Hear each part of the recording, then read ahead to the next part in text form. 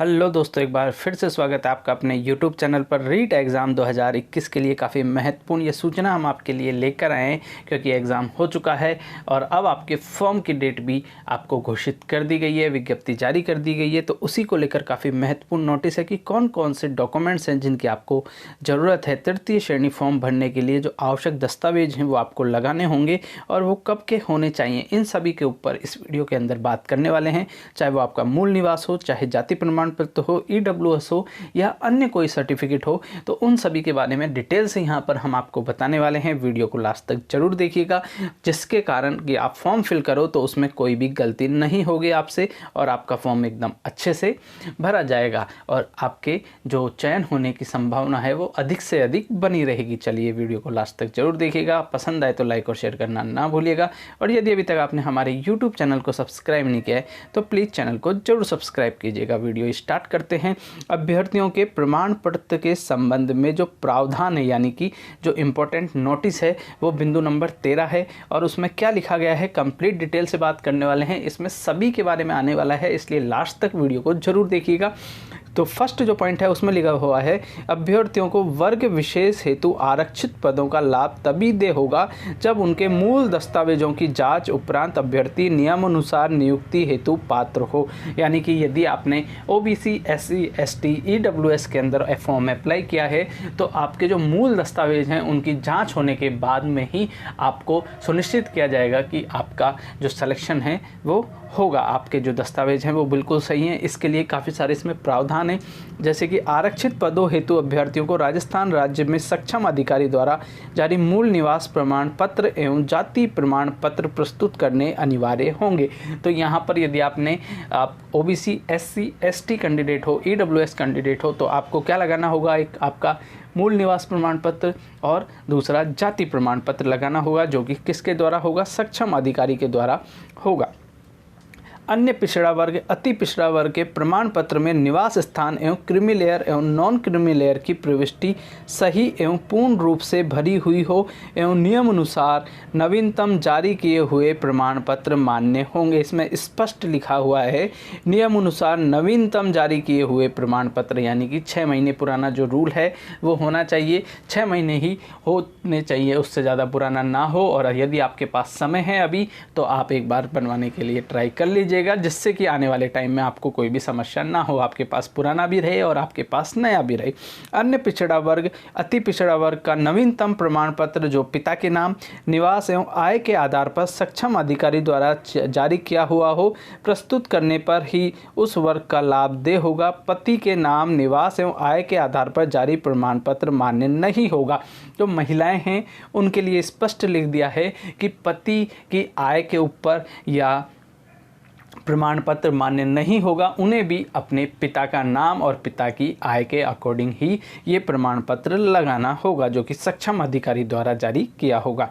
Next point है, अनुसूचित जाति, अनुसूचित जनजाति, शहर या आदिम जाति का प्रमाण पत्र नियम अनुसार सक्षम प्राधिकारी द्वारा निर्धारित प्रपत्र में जारी किया हुआ होना चाहिए। अनुसूचित जाति, अनुसूचित जनजाति, शहर या आदिम जाति की विवाहित महिला आवेदन को इस वर्ग के लिए आरक्षित पदों का लाभ प्राप्त करने हेतु अपने पिता के नाम एवं निवास के आधार पर सक्षम अधिकारी द्वारा नियम अनुसार जारी जाति प्रमाण पत्र प्रस्तुत करने पर ही उस वर्ग का लाभ दे होगा। पति के नाम, निवास के आधार पर जारी प्रमाण पत्र मान्य नहीं होगा। इसके अंदर फिर से एक बार यही नोटिस में बताया गया है कि यदि कोई ऐसी महिला हो जिसकी शादी हो चुकी हो तो उनको अपने पति की आय या मूल निवास के आधार पर नहीं बनवाना है, उन्हें अपने पिता की आय और मूल निवास के आधार पर ही बनवाना है। आर्थिक रूप से कमजोर वर्ग के विद्यार्थियों को नियम अनुसार सक्षम प्राधिकारी द्वारा निर्धारित प्रपत्र में जारी इनकम एंड असेट सर्टिफिकेट प्रस्तुत करना होगा। तो ये आर्थिक रूप से कमजोर यानी ईडब्ल्यूएस जो हैं उनको क्या करना होगा, इनकम सर्टिफिकेट और एसेट सर्टिफिकेट है वो प्रस्तुत करना होगा। अध्यापक के पद पर नियुक्ति हेतु निर्धारित शैक्षिक एवं प्रशैक्षिक योग्यता से संबंधित परीक्षाएं ऑनलाइन आवेदन की निर्धारित अंतिम दिनांक से पूर्व उत्तीर्ण होना अनिवार्य है। दस्तावेज सत्यापन के समय शैक्षिक एवं प्रशैक्षिक योग्यता, आयु, वैवाहिक स्थिति, परित्यक्ता, भूतपूर्व सैनिक, उत्कृष्ट खिलाड़ी, विशेष योग्यजन संबंधित मूल दस्तावेज प्रस्तुत करने अनिवार्य होंगे। यानी कि आप फाइनल ईयर में हो तो इसमें स्पष्ट लिखा हुआ है, अध्यापक के पद पर नियुक्ति हेतु निर्धारित शैक्षिक एवं प्रशैक्षणिक योग्यता से संबंधित परीक्षाएं ऑनलाइन आवेदन की निर्धारित अंतिम दिनांक से पूर्व उत्तीर्ण होना चाहिए। यानी कि आपका रिजल्ट है वो अंतिम दिनांक से पूर्व आ जाना चाहिए, जो कि आपकी अंतिम दिनांक दी गई है फॉर्म फिल करने की, उससे पहले आपका आ जाना चाहिए। और इसके साथ साथ आपको अन्य सभी दस्तावेज हैं वो लगाने होंगे। चलिए नेक्स्ट पॉइंट की तरफ चलते हैं।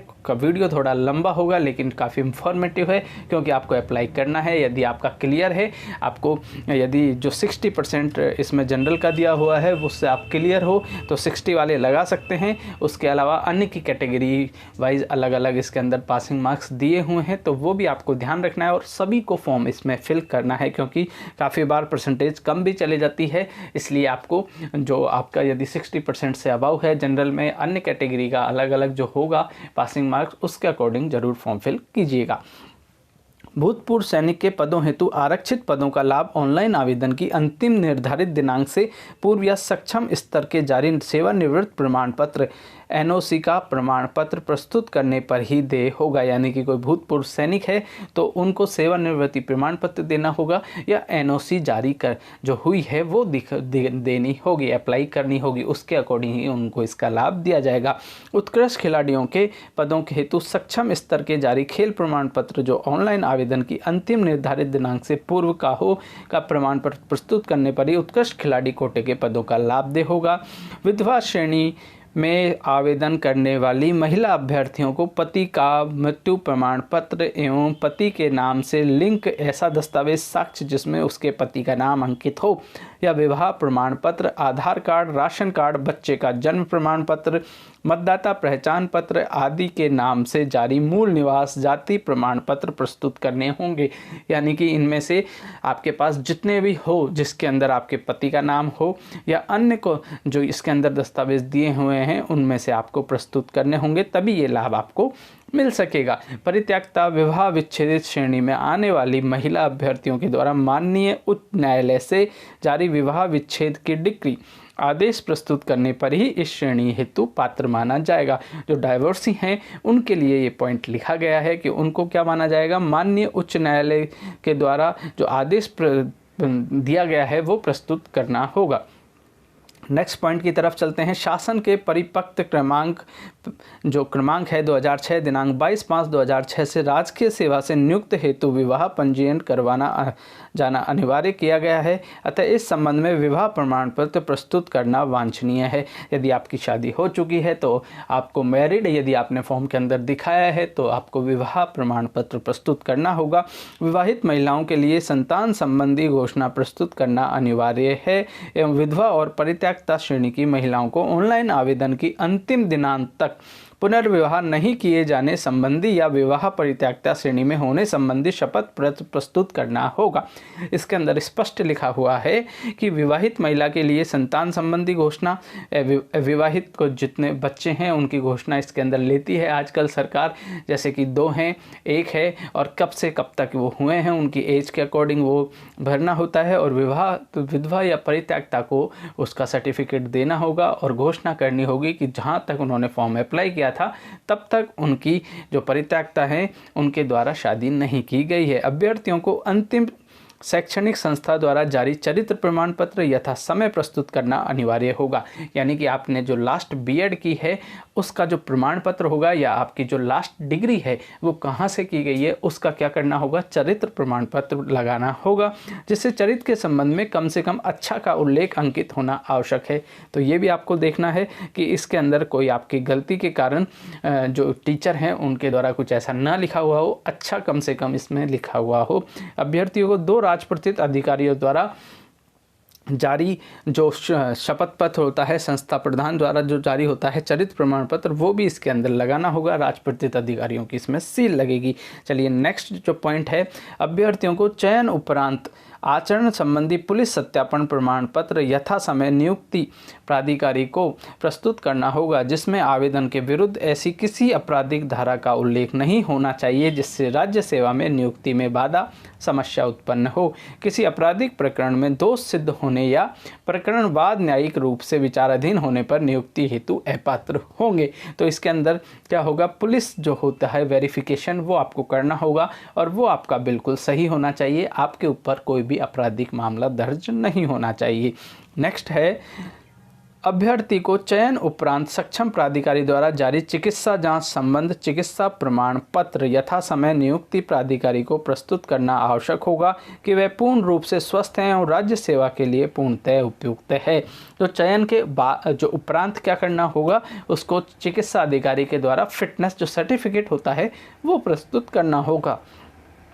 ऐसे आवेदक जो पहले से राजकीय सेवा में हो या राजकीय औद्योगिक उपक्रमों में हो या किसी प्रकार के अन्य संगठनों में हो या गैर सरकारी संस्था में नियुक्त हो, उन्हें नियुक्ति के समय अपने नियोक्ता का अनापत्ति प्रमाण पत्र नियुक्ति अधिकारी को प्रस्तुत करना होगा। जो आवेदक पहले से ही राजकीय सेवा उक्त उपक्रमों में कार्यरत हैं, उन्हें अपने नियोक्ता को इस भर्ती हेतु आवेदन करने की लिखित सूचना दी जाकर अनापत्ति प्राप्त कर लेना चाहिए। संबंधित नियुक्ति अधिकारी के अनापत्ति प्रमाण पत्र के अभाव में अभ्यर्थियों को पूर्व सेवा से त्यागपत्र देकर नव नियुक्ति के समय त्यागपत्र स्वीकार करने संबंधी आदेश प्रस्तुत करना होगा। यानी कि यदि आप पहले से किसी के अंदर ज्वाइनिंग दी हुई है आपने, तो वो आपको जो आपका त्यागपत्र है वो वहाँ पर शो करना होगा, दिखाना होगा। उक्त समय प्रमाण पत्र ऑनलाइन आवेदन की अंतिम निर्धारित दिनांक से पूर्व के जारी होने अनिवार्य हैं। ऑनलाइन आवेदन की अंतिम निर्धारित दिनांक के पश्चात का प्रमाण पत्र होने पर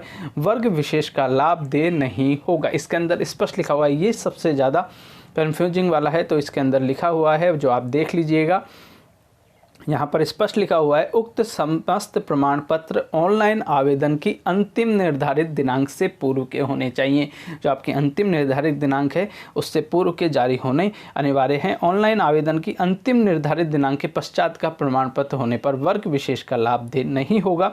आवेदकों द्वारा ऑनलाइन आवेदन पर उपलब्ध कराई गई सूचना के आधार पर ही अभ्यर्थियों को पात्रता की जाँच की जाएगी। जो ऑनलाइन आवेदन जो आप करोगे उसके आधार पर ही जाँच की जाएगी। अतः इस संबंध में पात्रता संबंधी समस्त उत्तरदायित्व स्वयं आवेदक का होगा। पात्रता संबंधी दस्तावेजों की जांच के समय पात्र नहीं पाए जाने पर वह अभ्यर्थी अपात्र माना जाएगा। जानबूझकर गलत सूचना भरे जाने की स्थिति में आवेदक के विरुद्ध नियमानुसार कानूनी कार्रवाई की जाएगी। किसी भी प्रतियोगी पात्रता परीक्षा में वंचित डिबार किए गए आवेदक जिसके वंचित डिबार होने की अवधि आवेदन पत्र प्राप्ति के अंतिम दिनांक तक समाप्त हो नहीं हुई है, इस भर्ती हेतु आवेदन नहीं कर सकते। यानी कि इलीगल तरीके से काफ़ी बार एग्ज़ाम के अंदर जो कुछ चीज़ें उपयोग करने के कारण उन्हें डिबार कर दिया जाता है 2 साल 3 साल के लिए। यदि उनका वो डिबार का टाइम है वो पूरा नहीं हुआ है तो वो इसमें आवेदन के लिए मान्य नहीं होंगे। जो चयन प्रक्रिया है उसकी भी यहाँ पर बात कर लेते हैं। राज्य सरकार के आदेश